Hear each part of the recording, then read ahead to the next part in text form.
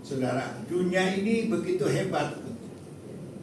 Kuasa setan itu berusaha supaya anak-anak Tuhan diseret semuanya untuk masuk neraka.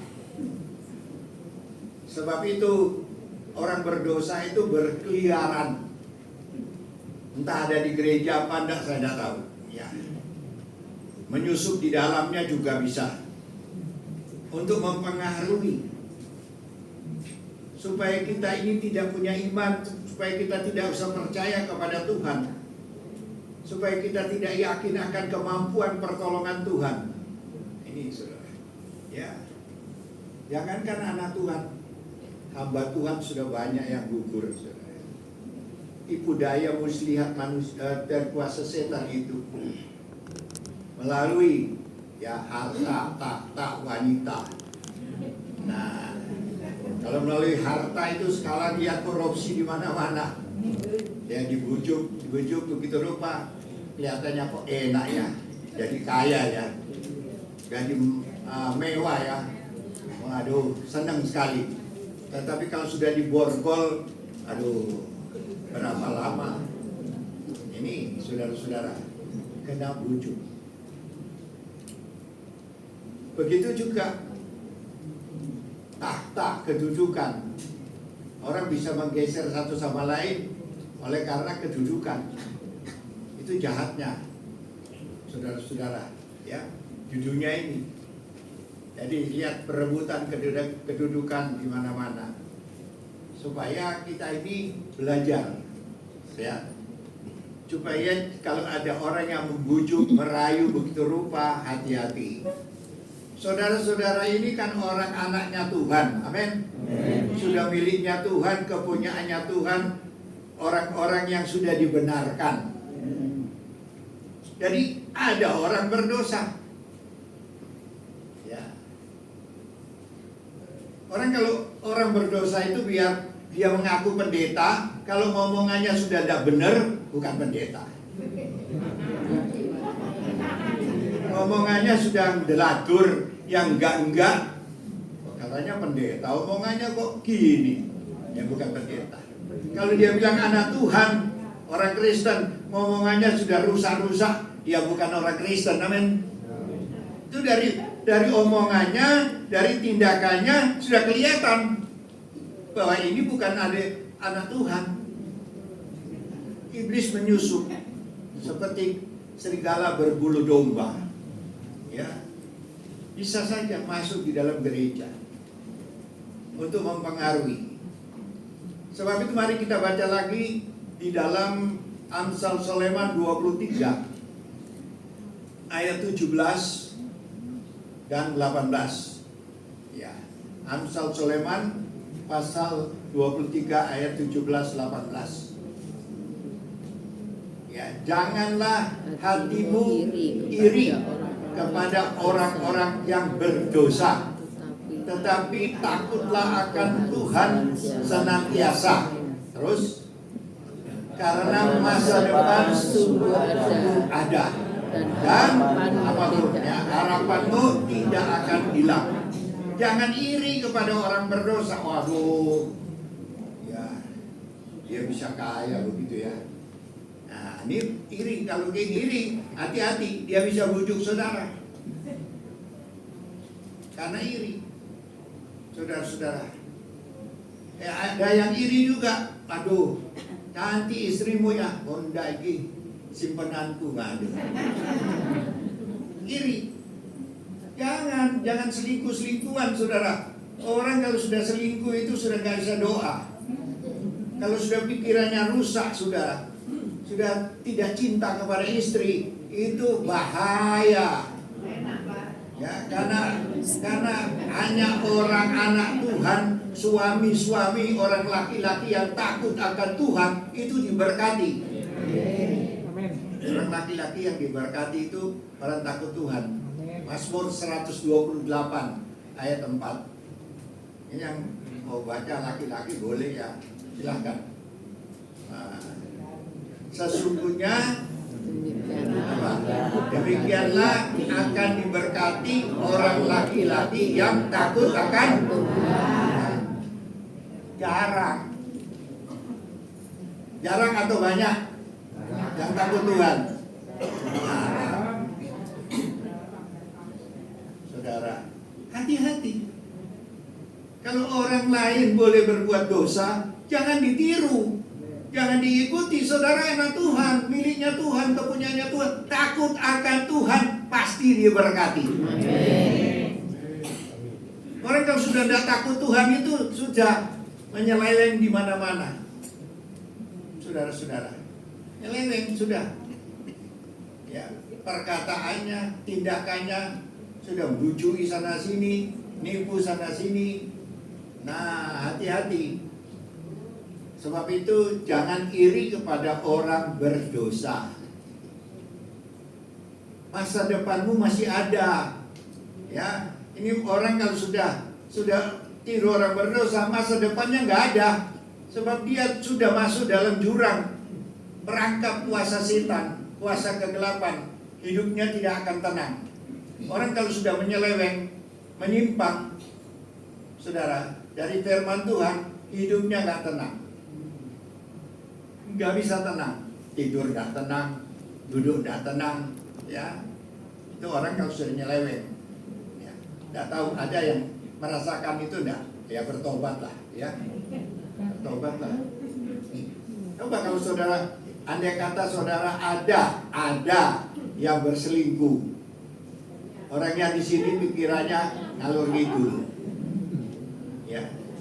Istri biarpun cantik bagaimana dianggap jelek terus. Dicari gara-gara terus. Nah, ini sudah bahaya. Saudara-saudara. Supaya kita jangan iri kepada orang berdosa. Dia mau berbuat segala sesuatu, jangan ditiru. Saudara takut akan Tuhan. Amin, saudara. Istri juga perlu takut Tuhan, enggak? Perlu. Amsal Sulaiman 31 ayat 30. Ya. Amsal Sulaiman 31 ayat 30. Ya. Kemolekan adalah bohong dan kecantikan adalah sia-sia. Tetapi istri yang takut akan Tuhan dipuji-puji. Istri yang takut Tuhan suka doa. Enggak ngoceh sana sini, enggak rewel sana sini. Ya saudara-saudara, yang takut Tuhan itu selalu hubungan kontak dengan Tuhan, mendoakan suaminya di perjalanan. Kalau saudara istri mau tahu suaminya supaya diselamatkan, kalau dia mau berangkat, doakan Tuhan besertamu. Pasti kalau dia mau lihat yang macam-macam matanya akan kabur.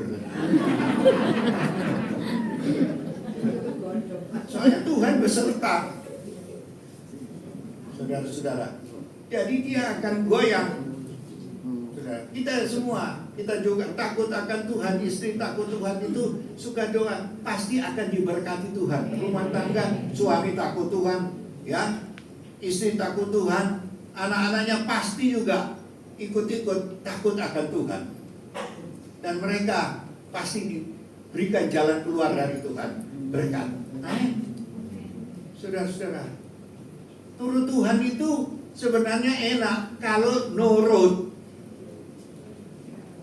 Wah, kalau saudara mau diberkati, nurutlah firman Tuhan.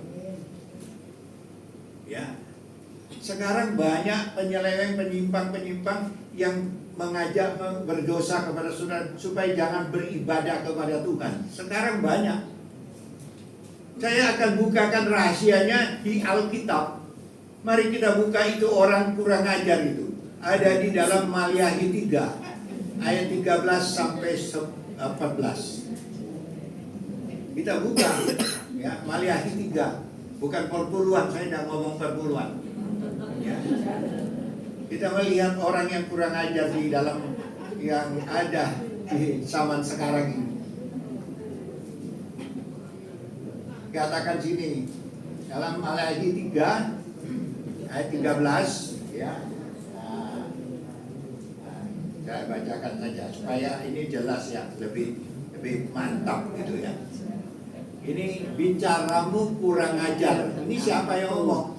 Firman Tuhan. Jadi ada orang ngerasani Tuhan. Kalau saudara dirasani, nggak tahu. Tapi kalau Tuhan yang dirasani, Tuhan tahu, amin. Nah, bicaramu kurang ajar. Kenapa? Tentang aku, kata Tuhan. Firman Tuhan, aku dirasani. Katakan, tetapi kamu berkata, apa yang kamu katakan ini? Apakah kami bicarakan di antara kami tentang engkau? Ya, ini orang yang berdosa ini mau membantah Tuhan. Apa? Ngomong apa aku? Nah, ini 14. Kamu berkata adalah sia-sia beribadah kepada Allah. Adalah sia-sia. Jadi orang yang ibadah ini sia-sia. Percuma kamu kebaktian. Ini kata orang berdosa. Padahal orang kalau mau beribadah sungguh-sungguh ya. Yang saya tekankan sungguh-sungguh, pasti diberkati. Nah, saya ambil ayatnya dulu. Keluaran 23 ayat 25. Orang yang beribadah kepada Allah. Coba. Nah. Tetapi kamu harus beribadah kepada Tuhan. Ini firman Tuhan Allahmu. Maka ia akan memberkati roti makananmu dan air minumanmu. Dan aku akan menjauhkan penyakit dari tengah-tengahmu. Amin. Tuhan bilang loh, ini janji. Kata orang yang berdosa itu, percuma kamu beribadah kepada Tuhan. Ada apa? Dapat untung apa kamu beribadah kepada Tuhan itu? Itu kata orang berdosa. Ya. Tetapi Tuhan berfirman, kenapa kita beribadah? Kenapa kita ibadah pada hari ini? Ya, karena Tuhan yang suruh. Karena Tuhan yang suruh kita laksanakan, pasti ada berkat. Asal kita sungguh-sungguh. Apa berkatnya? Ya, ia akan memberkati roti makananmu, bukan roti tawar, saudara. Bukan roti-roti yang dijual itu. Roti yang berbicara garis besarnya itu sandang pangan saudara, usaha saudara, pekerjaan saudara, bisnis saudara, ya, mata pencarian saudara, peternakan saudara, pertanian saudara, itu diberkati Tuhan. Mungkin saudara buka warung, saudara buka toko kain kah, bersaingan dengan lain-lain, tapi jangan takut, pasti Tuhan berkati. Itu. Nah, yang kedua. Nah, dan air minumanmu. Air itu apa? Bukan air Artua. Tetapi air itu berbicara ketenangan. Ketenangan, kedamaian, ketenteraman di dalam jiwa kita. Orang Jawa bilang ayem tentrem gesan langgeng selaminya. Kalau kita benar-benar sungguh-sungguh beribadah kepada Tuhan, pasti ada ayem, ada damai, ada sejahtera. Karena ada Raja Damai, bukan Raja Sumpek, saudara. Raja Damai itu Yesus, Raja Damai tinggal dalam diri kita, amin. Nah, kemudian apa? Yang ketiga, aku akan menjauhkan penyakit dari tengah-tengahmu. Semua penyakit. Ya, saudara-saudara. Sekarang banyak orang sakit-sakitan, mesti bayar dokter setengah mati. Betul enggak? Tuhan janji kalau saudara sungguh-sungguh nggak sakit-sakitan loh saudara. Saya sekarang ini umur 81 tahun. Tadi kemarin saya dirayakan Valentine, ya 14 Februari. Nah, saya bilang umur baru 81. Jadi jangan bilang kalau ditanya umur berapa baru, jangan bilang sudah, berhenti nanti. Tetap. Tapi beribadah sungguh-sungguh. Penyakit itu mau datang Tuhan cabut, Tuhan angkat. Tuhan yang berhak mengangkat semua penyakit saudara. Penyakit itu didatangkan dari kuasa setan. Setan mau datangkan supaya saudara sakit-sakitan. Sudah dokter diciptakan, dokter ini diciptakan, dokter ini diciptakan, masih datang lagi penyakit baru, betul nggak? Apalagi ibu-ibu yang umurnya 70 tahun ke atas, itu dengkulnya sudah susah-susah.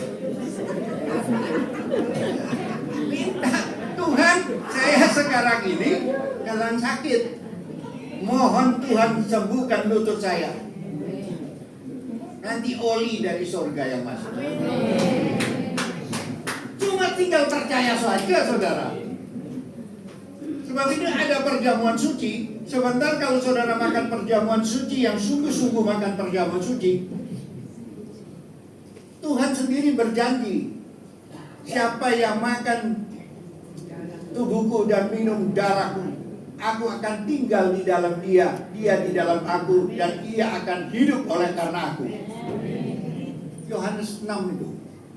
Jadi kalau nanti saya ingatkan kepada saudara-saudara yang belum dibaptis, tidak usah makanlah. Saya pernah dengar, saudara, oh di Agape itu ada yang dibuang itu perjamuan suci. Ada saya dengar gitu. Kalau memang tidak suka ya taruh aja, tidak mau. Daripada dibuat mainan, ada hukumannya. Nanti saudara saya bacakan. Hukumannya tambah sakit, tambah lemah, tambah susah. Di dalam 1 Korintus 11 itu mulai ayat 28. Coba kita baca ya. Mulai ayat 28. 1 Korintus 11 mulai ayat 28. Supaya saudara tahu perjamuan suci itu bukan main-main. Ya. Karena itu hendaklah tiap-tiap orang menguji dirinya sendiri, dan baru sesudah itu ia makan roti dan minum dari cawan itu. Uji. Ini yang suruh siapa? Yang suruh perjamuan suci itu siapa? Bukan organisasi, bukan pendeta-pendeta, tapi Tuhan yang suruh bikin perjamuan suci supaya ada persekutuan dengan Dia tiap hari. Tiap hari ada Yesus, tiap hari Tuhan beserta, tiap hari berlangkah dengan Tuhan, ada ayam dan tentrem, ada kemenangan, ada berkat berlimpah. Saudara, yang dari diuji. Bukan disuruh perjamuan suci asal-asalan. Saudara-saudara, orang pernah tanya di daerah itu, dulu tidak pakai yang otomatis begini. Yang sekarang yang otomatis itu kan sudah ada ayatnya, tinggal bawahnya ada anggurnya. Dulu pakai roti dipotong. Kok rotinya perjamuan suci kok enggak kayak bakpao gitu. Saya ditanya. Terus itu musimnya kan anggurnya pakai seperti 1 gelas gitu loh. Anggur sungguhan. Saya bilang kalau dia bukan nanti kalau dia makan perjamuan suci pakai seperti bakpao, kapan selesainya? Sebab itu kalau dia lapar, saya bilang, siapa yang pernah lapar, makan di rumah. Ayat 34 coba baca. Ayat 34. Ayat 34. Kalau ada orang yang lapar, baiklah ia makan dahulu di rumahnya, supaya jangan kamu mengumpulkan untuk dihukum. Hal-hal yang lain akan kuatur kalau aku datang. Yang lapar kok perjamuan suci kok ciri-ciri ya. Aku luwe loh. Kok gak kayak bakpao. Makanya berdosanya di situ. Tidak membedakan ini perjamuan dan ini roti dari luar. Saudara-saudara. Dari ayat 29, mari kita kembali. Ayat 29. Saya harus jelaskan kalau saya jelaskan, soalnya saya selentingan ya, saya dengar di Agape itu ada yang main-main om. Disuntak nom. Nah, karena barang siapa yang makan dan minum tanpa mengakui tubuh Tuhan, tidak yakin, tidak percaya yang saudara bawa, yang sudah nanti diberkati, ia mendatangkan hukuman atas dirinya. Ini saudara. Ya, hati-hati. Kalau memang tidak suka, tidak mau terima, taruh. Maaf Pak, yang bagi sorry, ya, jangan nanti diterima disuntek, dapat hukuman apa kita tidak tahu, karena mempermainkan. Karena nanti roti ini dan anggur ini bukan hanya dibagi, didoakan. Saya doakan supaya Tuhan turun tangan, Tuhan memberkatinya. Agar Tuhan turun tangan dan memberkati roti dan anggur ini bukan lagi roti biasa lagi, tapi menjadi tubuh dan darah Yesus. Karena Yesus pada waktu dia membagikan roti itu, orang tanya, murid-muridnya tanya, ya apa ya? Barang siapa yang makan tubuhku dan minum darahku. Murid-murid tanya, ya apa caranya makan tubuhnya? Wah tuh, apa tangannya masih kukunya apa dah? Minum darahnya, ya apa ya? Potong. Sebab itu Tuhan Yesus mengambil roti itu diberkati. Seolah-olah kalau kita makan itu dengan percaya, seolah-olah dia sendiri masuk di dalam diri kita, menjadi obat. Begitu kita makan dengan iman dan percaya, segala penyakitmu, gula darah, darah tinggi, kolesterol, alergi, ya, semua dilenyapkan. Ini kuasanya perjamuan suci. Saudara-saudara, dilenyapkan, diangkat. Seolah-olah kalau saudara sendiri kalau percaya, kalau minum satu pil untuk supaya saudara tidak sakit kepala, saudara percaya, baru ditenggorokan, wes waras aku. Begitu juga itu iman. Kalau saudara makan dengan iman sesuai dengan firman Tuhan, maka saudara akan melihat kuasa Tuhan bekerja di dalam perjamuan suci itu. Saudara-saudara, ya, bukan pendeta ngada-ngada atau gereja itu ada-adakan saja begitulah. Tidak, ada kuasanya di dalamnya. Itulah sebabnya yang main-main itu mendatangkan hukuman pada dirinya. Ya, saudara, kalau saudara percaya, saudara ambil imani. Sebentar saya komando lewat firman Tuhan. Bagaimana? Makan. Begitu saudara imani, yakin Tuhan Yesus masuk dalam hidup, segala kuasa penyakit diusirnya. Saudara minum perjamuan khusus, saudara minum itu anggur darah Yesus, seluruh peredaran darah saudara dimurnikan. Tidak ada yang tersumbat, lancar. Saya sehat, saudara. Saya melayani Tuhan karena Tuhan memberi kekuatan, kesehatan. Kalau enggak, biasa ngomong, biasa nyetir mobil sendiri. Orang tanya, setir mobil ya? Iya. Gelap-gelap? Enggak, terang mataku. Baca kecil-kecil yang bisa baca. Keluar kota mana? Ke Sidoarjo, Tulungagung, Solo. Sekarang cuma istri saya bilang, nggak usah, ado-ado cuma. Ya, ikut juga istri, jangan ngelawan, ya, oke dah. Ya, yang sekitar Surabaya aja lah, jangan di Jember. Saudara-saudara, layani Jember, Tulungagung saya layani sendirian, nggak pakai sopir. Sopirnya kadang-kadang ngantuk. Saya pernah pakai sopir, saudara. Mobil waktu berhenti. Mobil yang lain sudah hampir 100 meter dia masih berhenti. Ngantuk. Katanya nggak ngantuk. Saudara, ini repot. Ada lagi saya pakai katanya dari kita pelayanan di Magetan. Pulang Surabaya pakai sopir, istri saya bilang pakai sopir. Untung saya itu di depan itu tidak ngantuk. Saya lihat, buanter 145. Puas. Apa ini? Waduh, Ini kalau kita sama-sama tidur 16. 140. Itu dibuat 4 kali loh. Lama-lama saya setir sendiri. Dan 2 minggu kemudian saya dengar itu sopir nabrak. Karena dia mau lewat ini ada mobil. Dia lewat ini ada truk berhenti, hancur. Sudah dipakai lagi. Nah, ini saudara-saudara, ya. Jadi kesehatan kita untuk kemuliaan nama Tuhan. Jadi, selanjutnya 30.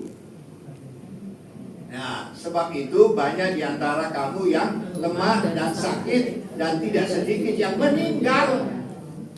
Main-main dengan perjamuan suci. Sebab itu saudara, perjamuan suci dihargai. Ya, dihargai. Ojo dibolak-balik. Oh boy. Saudara kalau mungkin yang pakai saudara obat sakit kepala atau obat apa, saudara bolak-balik enggak dong, langsung. Saudara, enggak ada obat yang besarnya kayak bakpao, enggak ada. Kecil-kecil semua. Tapi meyakinkan buat saudara yang minum obat. Amin. Saudara, saya tidak larang saudara minum. Jangan minum obat dulu, kan saya tidak larang. Tapi saya ingin supaya hari ini semua sehat. Semua umur panjang sehat. Diberkati Tuhan. Saudara-saudara. Sebab itu ini kadang-kadang orang melarang, ya, supaya jangan ibadah. Kembali kita baca di Maliahi tadi, ya. Maliahi tadi pasal 3 ayat 14 tadi. Yang pertama tadi ke ibadah. Yang kedua Maliahi 3 ayat 14. Nah, ya, supaya beribadah kepada Allah. Jadi satu, diberkati rotimu, usahamu, mata pencarianmu, pekerjaanmu, pertanian, peternakan, semua diberkati. Kalau saudara ibadah dengan sungguh-sungguh. Ojo ngantuan. Dengar firman Tuhan yang benar. Sini sudah semangat-semangat sono. Ada gereja di Surabaya karena besarnya mungkin bapak itu tidak pernah pakai AC di rumah. Waduh, dia saya ini kakinya mentingkrang di atas. Sama pendeta ini jemaatmu kayak ngono. Karena ya aduh enak AC, enak turun. Oh, jangan, nanti dulu tidur di rumah. Ya. Apakah untungnya kita memelihara apa yang harus dilakukan terhadapnya? Nah, ini memelihara terhadap itu firman Tuhan. Apa gunanya kita memelihara apa yang harus dilakukan terhadapnya? Terhadapnya ini huruf besar. Memelihara apa yang Tuhan perintahkan kepada kita. Untuk apa kamu dengar-dengar firman Tuhan itu? Nah, saudara-saudara. Padahal firman Tuhan itu penuntun.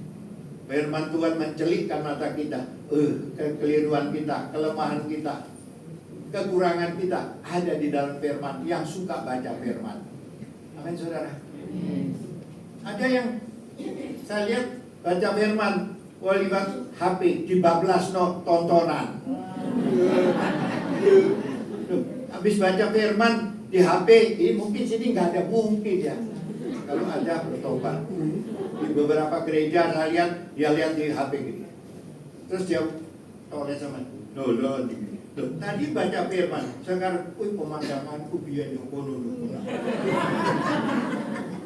Ini berarti tidak menghormati firman Tuhan. Itu orang pulang kecewa nanti.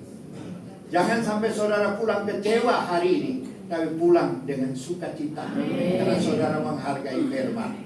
Yang ketiga, dan berjalan dengan pakaian berkabung. Nah, buat apa kamu pakai pakaian berkabung? Artinya berkabung itu merendahkan diri. Orang kalau sudah berdosa pada waktu zaman dulu, orang berdosa itu dia pakai kain tarung gitu, ya, kain yang nggak pantas dipakai. Ya itu, dia perlu merendahkan diri. Untuk apa kamu merendahkan diri? Di gereja itu untuk berendah. Buat apa kamu doa-doa merendahkan? Itu kata orang berdosa. Amin, saudara. Padahal merendahkan diri, kalau saudara merendahkan diri, pada saat saudara merendahkan diri bawa kaki Tuhan, Tuhan angkat tinggi-tinggi. 1 Petrus 5 ayat 6. Ya, 1 Petrus 5 ayat 6. Saudara baca di situ. Ya, kalau saudara merendahkan diri kepada Tuhan. Karena itu rendahkanlah dirimu di bawah tangan Tuhan yang kuat, supaya kamu ditinggikannya pada waktunya. Pada waktu saudara akan ditinggikan, kedudukan saudara ditinggikan. Ya, semua saudara dihina sekarang, nanti ditinggikan. Kalau saudara sungguh-sungguh, Tuhan tuh yang pegang kuasa, yang pegang segala-galanya di dunia ini, kekayaan, kejayaan, keuntungan adalah Tuhan. Kalau saudara rendahkan diri, Tuhan jatuh kasihan, Dia akan curahkan berkat kepada saudara. Ya, jadi yang pegang kekayaan itu Tuhan, yang memegang napas saja Tuhan. Kita cuma pinjam, amin, saudara-saudara. Ya, jadi kita rendahkan diri, cerita kepada Tuhan. Masalah saudara, pergumulan saudara yang saudara hadapi, ceritakan dengan kerendahan hati. Maka Tuhan akan turun tangan untuk menolong kepada saudara. Amin, saudara. Jangan sombong. Oh, aku iso. Balik no, napasmu iso. Ada teman saya baru ngomong kemarin. Aduh gini. Loh, gak ada om. Sudah dia dijasa. Mau masuk. Dan lihatkan aja. Lalu baca di Quran. Oh iya, baru ngomong. Kalau Tuhan mau panggil sebentar saja, balik no. Itu punyanya siapa nafas kita? Masuk mau apa kita? Kalau ganteng-ganteng, ayu-ayu, balik no. Apa gitu? Jadi lebih baik rendah hati. Rendahkan dirimu di bawah tangan kuasa Tuhan, supaya Tuhan angkat tinggi-tinggi pada waktunya. Jadi bukan tergesa-gesa. Besok rendah karena besok rendah. Pelan. Orang akan nonton saudara. Waduh, apa nani melarat soro. Saya waduh. Oh, berjalan. Ya, kan gitu loh. Orang akan bertanya. Coba baca di apa namanya? Ayub pasal 8 ayat 7. Ya. Ayub 8 ayat 7. Maka kedudukanmu yang dahulu akan kelihatannya hina, tetapi kedudukanmu yang kemudian akan menjadi sangat mulia. Dulu dihina-hina, dinyek-nyek, direndahkan dan diperdulikan. Keluarga tidak peduli, famili tidak peduli, mungkin gereja pun tidak peduli. Tapi kalau saudara, satu waktu saudara menaikkan. Amin. Sebab itu kalau saudara berdoa, tolong baca Mazmur 123 ayat 2. Mazmur 123 ayat 2. Supaya saudara, bagaimana? Supaya saudara dimuliakan.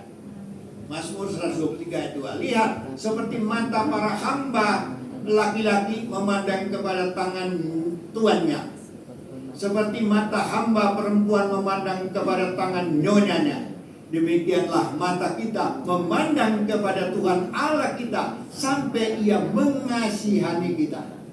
Amin. Memandang juragan. Mungkin ada yang pembantu laki-laki datang sama juragan, kasihan saya tidak punya uang, begini ada susah saya, tolong ono. Nah, merendahkan diri kepada juragannya. Pembantu perempuan datang kepada nyonya, saya dengar saya punya anak di rumah dalam keadaan panas gini, tolong nama nyonya. Ya, nyonyanya jatuh kasihan. Begitu juga kita merendahkan diri, memandang kepada Tuhan sampai Tuhan belas kasihan. Kalau Tuhan sudah belas kasihan, orang lain mungkin menghina saudara. Lihat nanti Tuhan angkat tinggi-tinggi. Amin. Ini saudara-saudara. Jadi kita ini dengar firman Tuhan, yang benar-benar firman Tuhan. Dihina, boleh, tidak apa-apa. tetap aku berdoa dengan tidak putus harapan. Janji Tuhan pasti digenapi. Saudara-saudara, ya. Saya banyak dihina orang, banyak macam-macam. Nanti lihat aja, satu waktu kita akan nonton, saudara. Tidak usah dibalas, lihat aja. Tuhan akan tunjukkan hebatnya kita. Saudara, kembali lagi, ya terakhir itu di dalam tadi, ayat 3 ayat 14 terakhir itu. Nah, supaya bisa jelas. Nah, ya. Dan berjalan dengan berkabung di hadapan Tuhan semesta alam. Jadi berjalan dihina. Mengapain kamu merendahkan diri di bawah kaki Tuhan? Ya. Padahal kita merendahkan diri itu karena Tuhan yang punya langit dan bumi dan segala isinya. Kita bukan sombong. Jangan menyombongkan diri. Allah melawan orang yang sombong. Amin, saudara. Dari kita rendah diberkati. Hari ini, saudara, akan menerima banyak pertolongan Tuhan. Banyak janji Tuhan akan digenapi di dalam hidup saudara. Apabila saudara sungguh-sungguh, ya, jangan ikut-ikutan teman-teman yang nggak mau percaya Tuhan.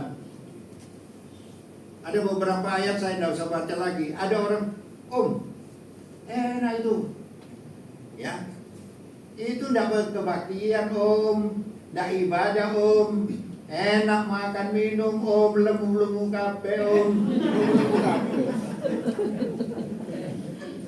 muara itu mukanya kayak bapak aduh, ada kebaktian saudara tahu Alkitab itu kalau saudara baca di Mazmur 73, begitu dia ada masalah, begitu dia dapat masalah, dia mau bunuh diri.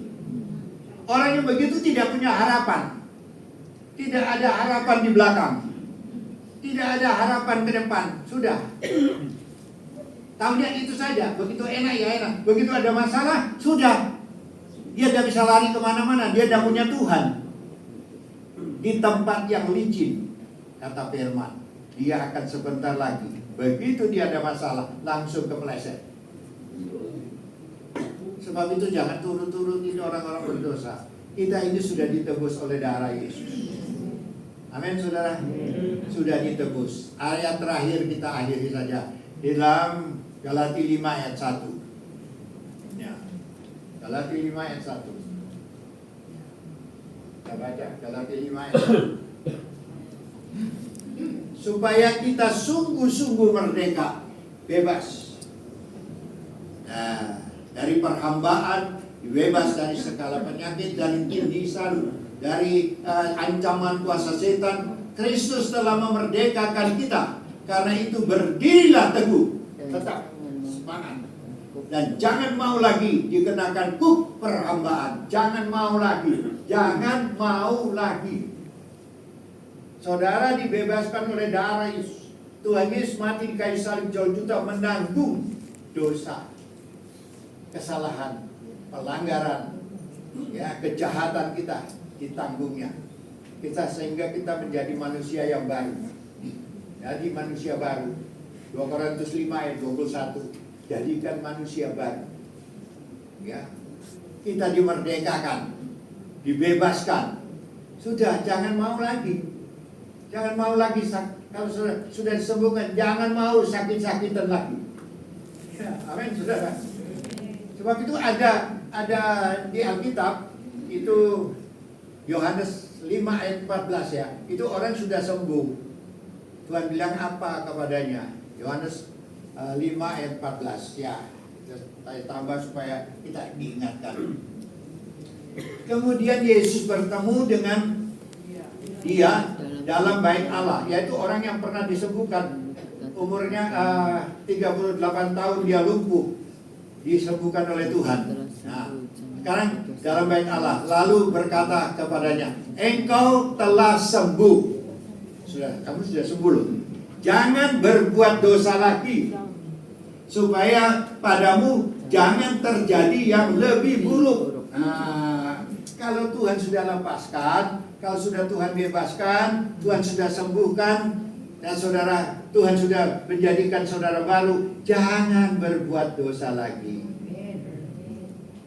Jangan turuti teman-teman Jangan turuti orang-orang berdosa yang menghalang-halangi saudara, ya, supaya saudara tidak beribadah, saudara tidak memuji Tuhan.